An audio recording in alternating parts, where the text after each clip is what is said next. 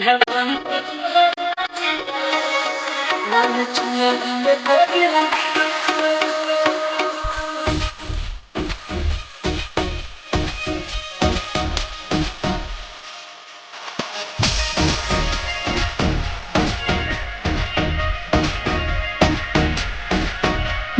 तोहरे पीछे भागेला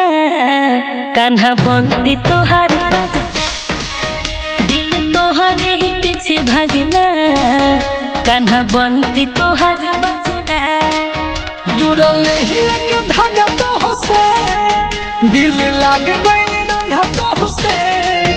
हरे घरे हरी हरी लगे लाल चुनरी में बड़ी लगे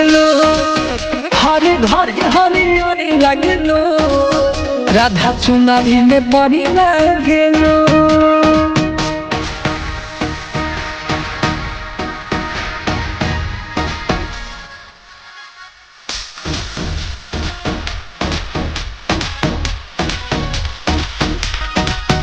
पीछे आवेला कन्हाई जब पानी भरे आई लेके यमुना किनारे हम गोगरिया लागे बोलिया मिठाई राधा दे मुस्काई घायल कोई दिला तो हरी नजरिया पीछे आवेला कन्हाई जब पानी भरे आई लेके यमुना किनारे हम गोगरिया लागे बोलिया मिठाई राधा दे मुस्काई घायल कोई दिला तो हरी नजरिया पहिला का कान्हा हो दिल भइल दीवाना दिल पाके दिलदार नचले कान्हा बंदी तोहार बचले दिल तोहरे ही पीछे भागेला कान्हा बंदी तोहार बजला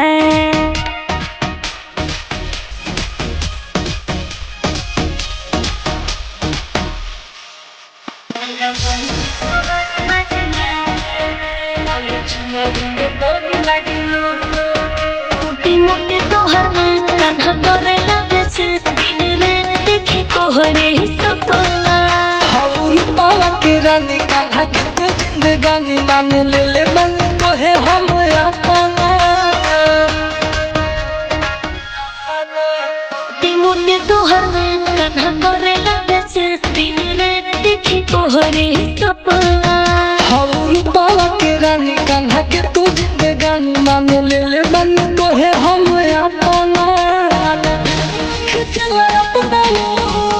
जुड़ गई बटिया जाती को चमक लुरा कारी लगी लाल चुनरी में बड़ी लगे हरे घरे हरी हरी लगे